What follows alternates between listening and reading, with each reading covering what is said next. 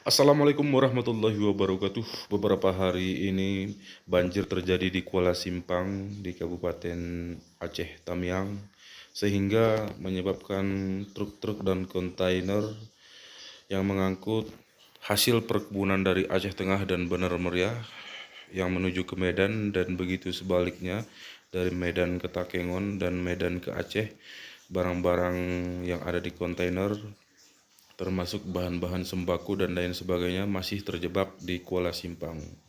Nah, beginilah kondisinya ya teman-teman. Semoga air banjir yang berada di Kuala Simpang agar segera menyusut airnya dan aktivitas perekonomian kita bisa pulih kembali.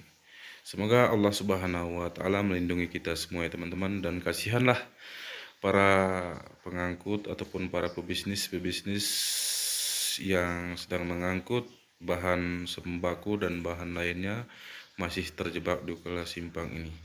Dan kami mengucapkan kepada para sopir-sopir truk kontainer yang mengangkut bahan pokok, pangan dan lain sebagainya, semoga tetap semangat dan kami ucapkan salam satu aspal.